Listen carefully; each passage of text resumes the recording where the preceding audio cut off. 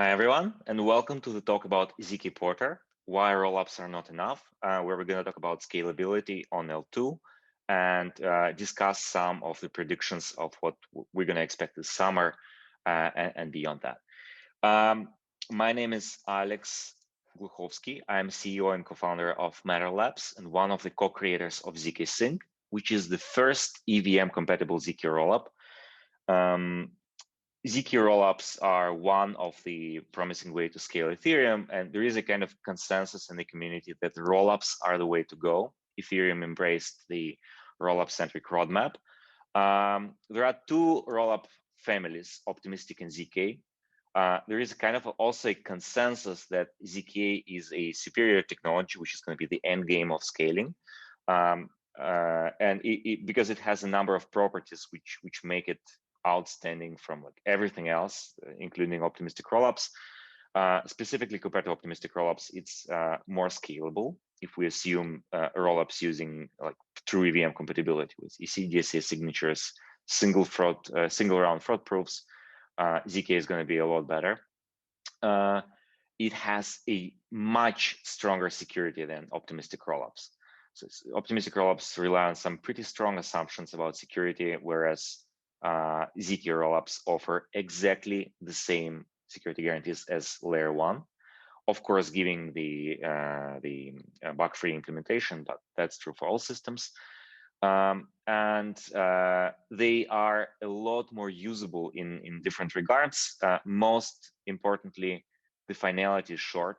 Finality of zk rollups can be reached within minutes, and this means you can withdraw from L2 to L1 or to a different L2 within minutes, and you don't have to wait 1 week or more, as is the case in Plasma and optimistic rollups, which is very important, especially for periods of high price volatility for many traders. Also, zk rollups are actually a more proven technology. They are in production since 1 year. We launched zkSync 1.x in June 2020. However, the rollups which were in production for this year were all application specific. So we were able to test the basic technology and basic R&D behind the tech and make sure that it's secure. But the engineering necessary to build the generic programmability and EVM compatible zk rollups were not there back then. And it took a couple of breakthroughs throughout the last year to come to this. So we will probably launch into production around August, whereas there might be some optimistic rollups that launch earlier. So the question is, should you wait for zk EVM or should you just launch with whatever is available today? So let's explore this question. And let's first look at what our scaling expectations are on rollups in general. So we all hope that rollups will bring us alleviation of the high gas prices that we have, that all the users are going to jump on rollups on L2 immediately, and we're just going to get 100x cheaper transactions. Whereas I think realistically, the reality is going to be slightly more complex. Specifically, if we look back at what happened with zk rollups, big players were kind of hesitant for a while embracing them because it's a new technology. It has to be proven. It's going to be the same with all EVM compatible rollups. It will take some time to gain trust, and we'll probably see big money on L1 still staying in L1 protocols for a while because they offer the most security. You're not going to move $1 billion immediately of your own money into some new L2, sorry. However, we're going to see a lot of smaller users who are more risk-friendly and who will immediately move into L2s. And we see this happening already with Plasma, with side chains, even with other layer ones. And what I think is going to happen is a lot of those users are coming back to Ethereum, to the proper Ethereum solution, which is rollups. But they will also bring a lot of new users from outside because the fees will get lower and it's just going to become more affordable, right? So we have an influx of new users which are currently not using L1, an influx of new use cases such as NFTs, which is just going to explode on the rollups, and probably some new, more interesting scenarios. And we're going to have a lot more trading, because the trading, like if the fees are lower, there are a lot more transactions that you can make that will be profitable for you as a trader. So trading is going to explode and intensify. So what we will likely see is like lots of these new users and aggressive trading and new use cases, all gonna create a lot of pressure on Ethereum network through these layer 2 solutions, which all compete with each other for the bandwidth of Ethereum blocks. So we will likely see similar situation to what happened over the past year on mainnet, where the gas fees grew quadratically proportional to the number of users. So if we get 100,000x, 10x, 100x, 1000x more users on L2, the prices are gonna be likely like rising. So right now, a single Uniswap trade on a rollup would cost something around $1. You can imagine if this number goes up 10x, 20x, 50x, we're kind of going to come back to where we are now, or where we were half a year ago. So there will be a whole class of users who are excluded again from the economy, and this is not cool. So they are all going back to side chains or other L1s, which we want to prevent. We want them to stay within the Ethereum ecosystem. So what can we do about this? With zkSync 2.0, we're going to introduce this new solution called zkPorter. It falls under the class of Volution systems, and it's based on zk Rollup. It's very similar to zk Rollup, with a key distinction. In zkPorter, you will have accounts of two types. The first type is zk Rollup accounts, which have all the properties of zk Rollup. You get the security of a layer 1, and you get the price of zk Rollups. A second type of account is zkPorter accounts, and they will be similar in all regards. They will be like, from a user perspective, they're going to be exactly the same. You can interact with other zkPorter accounts, with zk Rollup accounts. The entire system is transparent. It's a single shared address space and liquidity space. But zk Rollup accounts are going to be just a lot cheaper by 2 orders of magnitude, in exchange for slightly lower security. Actually, for significantly lower security, but they're still going to be pretty secure. So let's deep dive into how this works. And to explain how zkPorter works, let me start by explaining how a zk Rollup works in the first place. So with zk Rollup, we have the state is held off-chain, represented as a Merkle tree. The leaves of this Merkle tree are zk Rollup accounts. And we have a root hash, which represents a cryptographic commitment to the state. So this root hash is stored on a smart contract on Ethereum. And whenever we have a block that contains a number of transactions that updates the state of some of the zk Rollup accounts, some of these leaves will change, and necessarily the root hash of the entire tree will also change. And we will have to submit it to the smart contract along with the proof of validity of this block. So this proof, this is a snark, zero knowledge proof, that verifies that every transaction in the block has been correctly done, so that it has a valid signature, that all the rules of these transactions were enforced, and so on. So we submit it there, and the contract will check the proof, and if the proof is valid, then it will update the storage slot which holds the state root, right? And we'll get the new state root. So we just do one storage as store on Ethereum for like arbitrarily many transactions, which gives us scaling. However, in zk Rollup, the zero knowledge proofs can only guarantee the validity of the state, but not the data is available. So you as a user, if you want to rely on yourself and not on the operators of a zk Rollup, you should be able to prove to the Ethereum contract at any time that you own some assets in one of these accounts. And to do this, you will need to provide a Merkle path of your account. And to do this, you necessarily need to know all of the all of the state details of all the accounts. But they are not stored on the smart contract. So how do you get them? For this, we will publish the state updates to the Ethereum network as call data.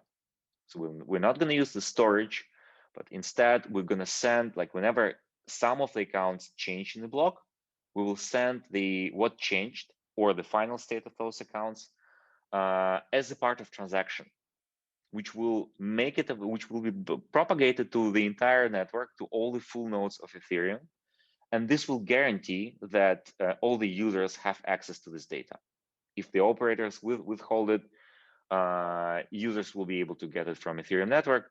And our snark, or proof of validity, will also ensure that the data that we publish actually corresponds to the state transition.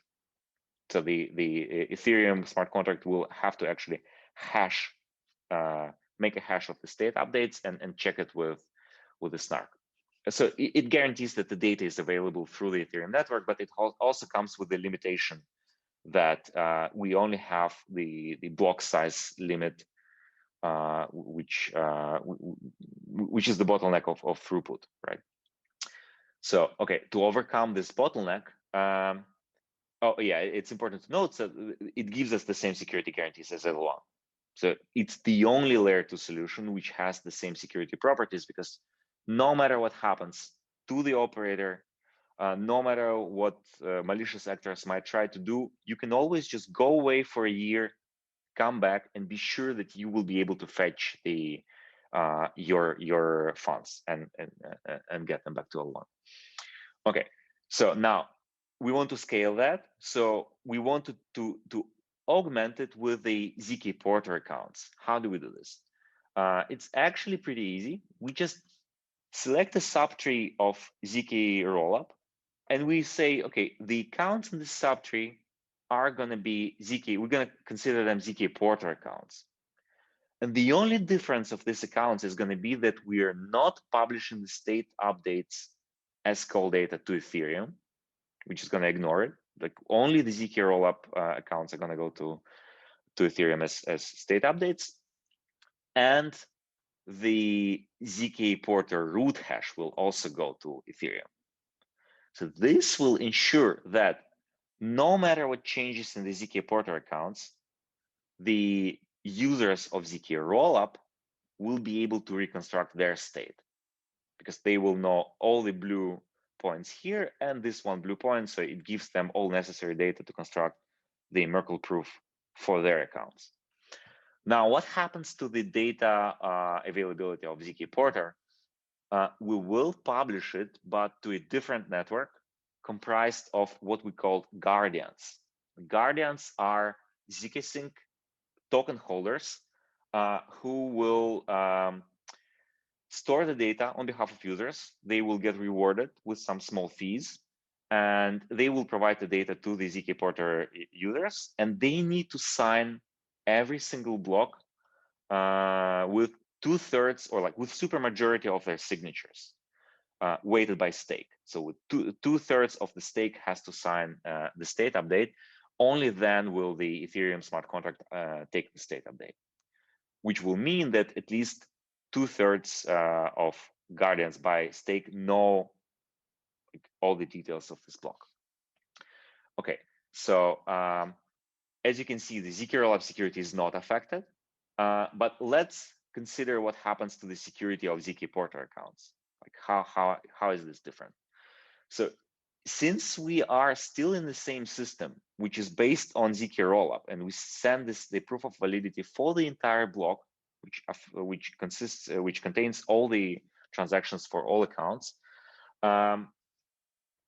it protects us against theft, forgery of any assets, and any sort of state corruption whatsoever.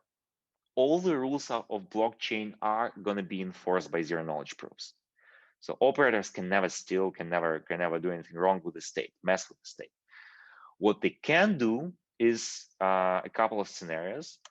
One thing that can go wrong is that the guardians, like at least 1/3 plus 1 guardians are malicious, in which case they will just block, like they will halt the block production. They will, there will be no operation of the system, which is kind of like the what you get with any L2. If the operators are not cooperative, then there will be no blocks. It's not a tragic event because you can always go and withdraw funds from zkPorter through some forced exit mechanism, which we're going to discuss we will have a talk about zk EVM in a couple of weeks from now on zk Summit held by ETHGlobal, and I invite you to this talk. We're going to talk about priority queue, how things work, how security is ensured.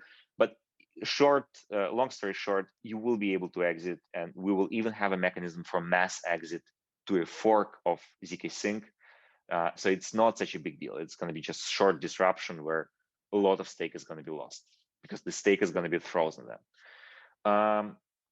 But a more severe situation would happen if we had 1/2 of malicious actors. Then they could actually freeze the entire zkPorter account state.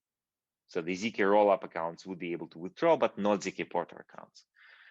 However, in this case, the attackers would also freeze their own stake, which would be at least 2/3 of the total staked token, which is going to be a pretty large value. So this is an unlikely situation. The attackers have no incentive to do this because they cannot directly exploit it.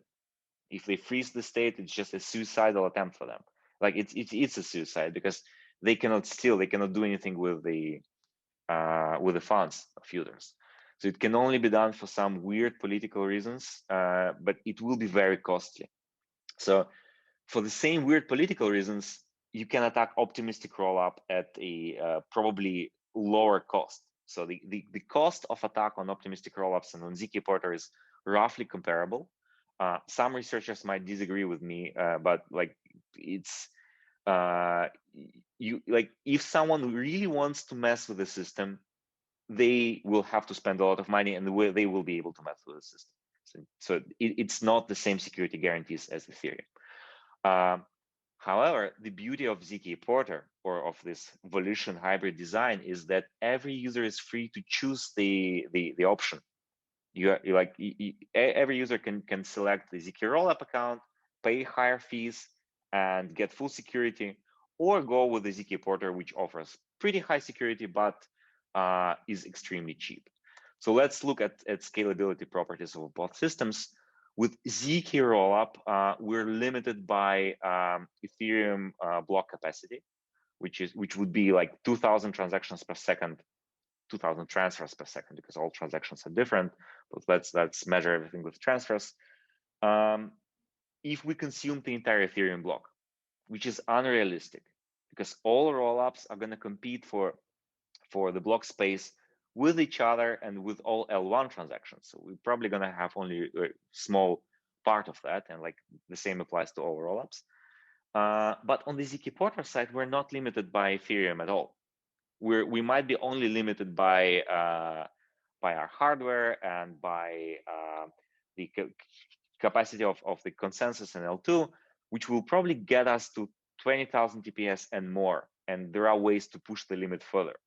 So we will be the throughput is going to be a lot more, which will lead to the price of the transaction on zkPorter accounts being like roughly around like 1 cent, maybe less. It's going to be more or less fixed until we reach the super high levels of throughput. Whereas with zk rollup accounts, it's always going to be linear compared to the mainnet costs, which are roughly 1/100th of transactions on mainnet. So if the gas prices are rising, the zk rollup transaction costs will also rise. But what's interesting, the most exciting part about zkPorter is that you can have interoperability between these two parts, between the two account types, completely seamlessly, because it's exactly the same system. It shares the address space. It's the same state. And zkPorter users will be able to access DeFi protocols on the zk rollup side which are super secure, which can hold billions of dollars in the same secure way as L1. And these millions of zkPorter users will be able to access them at a very, very low cost. And the reason this works is because we only need to update the, we only need to submit the final state of a zk rollup account at the end of the block. So if in one block we have 1,000 Uniswap trades from hundreds or thousands of users, 1,000 users or less, the updates for their accounts will go to the guardians, so they're going to be cheap. But for the Uniswap, we will need to only publish one update on the on chain on Ethereum, which will only cost us like one zk rollup transaction, which will be amortized across all these 1,000 swaps. So each of the users will pay some very small fraction, maybe 10 cents, maybe 5 cents. It depends on the zk rollup prices, but it's going to be a lot less. So you're still interacting with the same big with the same big Uniswap or Balancer or Compound or Avi or Curve as all the whales and all the lending partners enjoying the full security there. So you have access to the main liquidity channel, but you're paying the costs of a very cheap side chain, and you still get very high security, a lot better than a side chain, actually comparable to optimistic rollups. So this is a breakthrough. Okay, let's move on. Yeah, it's important to know that optimistic rollups cannot have such an extension because for an optimistic rollups, they need to know the full data availability of all the accounts that are part of a block. You can't really hide part of them.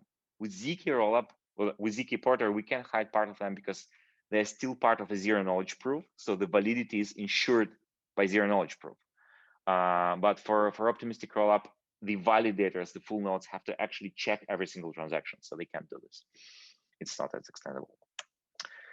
So yeah, the big question is when all of this is gonna be available. We are launching we expect the EVM zk EVM testnet in May this year to go, like we will open it to the public, and we are targeting August as the mainnet launch date. But before then, we also have an interesting update. We will have swaps and NFTs on mainnet of zkSync 1.x in May this year as well. So I encourage you to check out our documentation and or contact us, and we're happy to talk to you and go in details on this. And yeah, so I encourage you to look deeper into this and ask any questions. We're also happy to provide assistance anytime. Thank you very much. Follow us on Twitter.